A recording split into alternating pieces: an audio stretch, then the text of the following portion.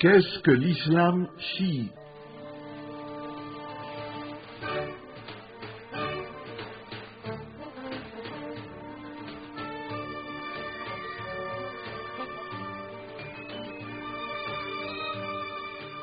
Grâce au nom de Dieu, le tout miséricordieux et très miséricordieux.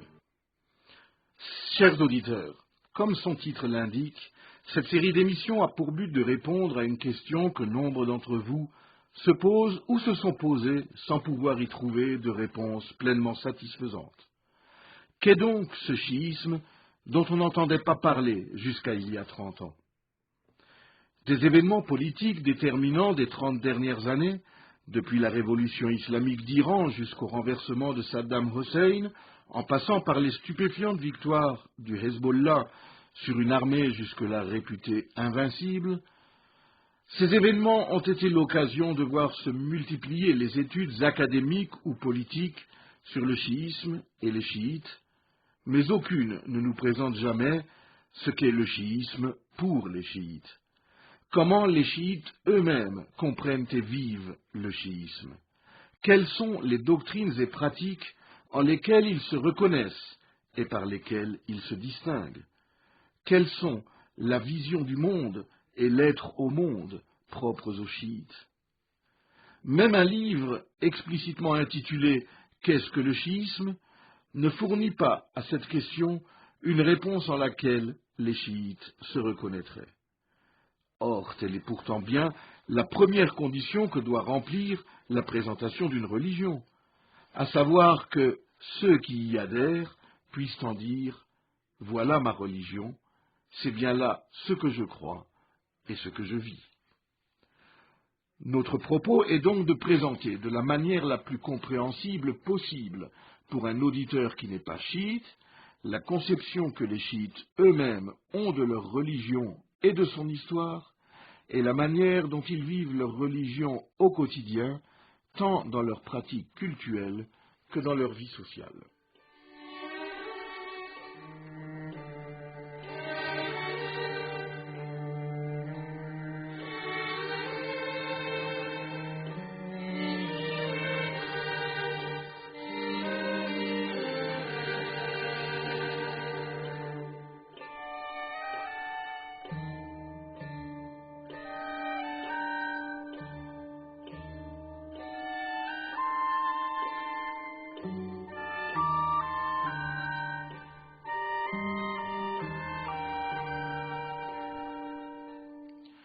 Il ne faut cependant pas négliger de signaler qu'il existe bien des présentations du chiisme écrites par des savants religieux chiites, généralement écrites à l'origine en arabe, en persan ou en ourdou, souvent traduites en anglais et plus rarement en français. Elles ont un peu le même but que celui qu'on se propose, puisqu'elles sont une présentation du chiisme par un chiite, savant religieux qui plus est. Seulement, elles s'adressent généralement à un autre public, qui est celui que connaît précisément l'auteur de ces ouvrages. Généralement, un public de musulmans sunnites, arabes ou indo-pakistanais. Ce qui fait que ces ouvrages sont difficilement lisibles pour quelqu'un qui ne possède pas le même fond culturel et cultuel que partage l'auteur de ces ouvrages et son lecteur présumé. Il n'y a donc pas grand intérêt de traduire de telles présentations, car elles ne pourraient finalement concerner que des gens déjà musulmans, comme des anglophones d'origine indo-pakistanaise ou des francophones d'origine arabo-berbère. Il faut tout de même signaler comme une exception le livre écrit par le regretté clerc iranien Mohammad Hossein Tabatabai, à la demande de Seyyid Hossein Nasr, un autre Iranien enseignant aux États-Unis. Du fait de ses propres orientations et de ses qualifications philosophiques, ainsi que de ses contacts avec le philosophe français Henri Corbin, le discours de Allameh Tabatabai se place à un autre niveau que les autres présentations écrites par des clercs chiites. Néanmoins, son titre, « Le chiisme dans l'islam », laisse entendre qu'elle s'adresse plutôt à un lecteur appartenant déjà au cadre général islamique, ou en tout cas en ayant déjà connaissance.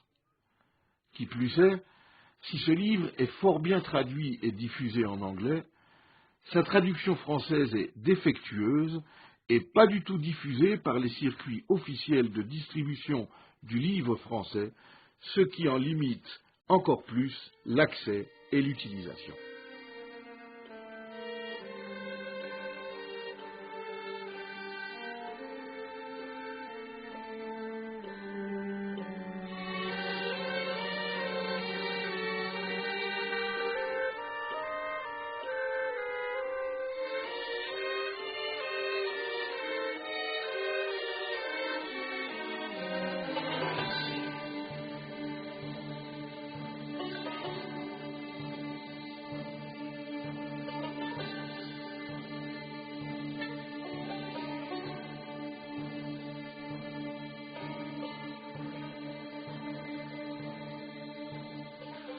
En fait, pour présenter le chiisme, ou toute autre religion d'ailleurs, à des personnes ne relèvement pas du même cadre culturel, mais en restant strictement fidèles à la vision de ceux qui adhèrent à cette religion, il faut résoudre un problème de communication qui dépasse largement celui de la langue et de la traduction, puisqu'il s'agit de présenter un univers culturel et spirituel à un autre qui n'a pas les mêmes références, ou en tout cas pas toutes.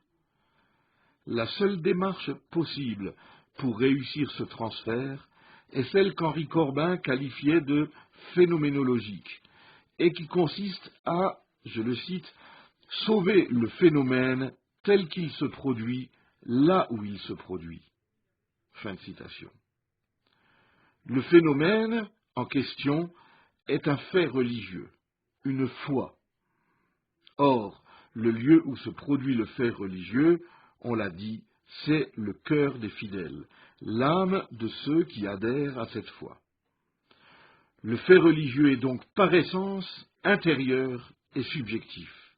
Il n'est pas dans les livres, les monuments, les rites, etc., mais dans l'esprit de ceux par et pour qui ces livres, ces monuments, ces rites, etc., prennent et ont un sens. Sans ces fidèles qui donnent vie et sens aux faits religieux, il ne reste plus que des vestiges qui sont dans le même rapport aux faits religieux qu'un cadavre à l'être vivant qu'il était avant de mourir. De même qu'en étudiant et disséquant ce cadavre, on ne pourra pas en restituer la vie, de même, en analysant et décortiquant les textes, rites et monuments d'une religion, on ne saura jamais saisir ce qu'en est la foi vivante. Or, c'est la foi vivante qui est le fait religieux, le reste n'en étant que les traces et les effets.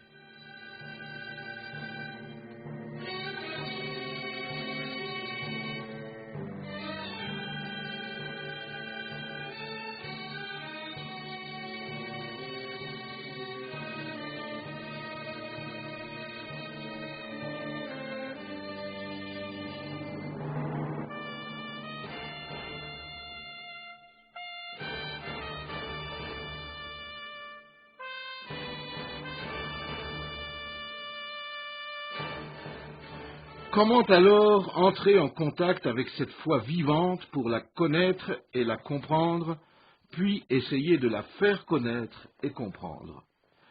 Vu que le lieu où se produit le phénomène de cette foi est le cœur des fidèles, il n'est d'autre solution que de devenir l'hôte de ces cœurs, d'y recevoir avec respect ce qu'ils vivent et de le transmettre tel quel en sauvant le phénomène.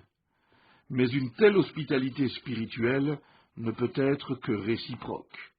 Pour devenir l'hôte d'un monde spirituel, il faut nécessairement s'en faire soi-même l'hôte, c'est-à-dire lui ouvrir son propre cœur.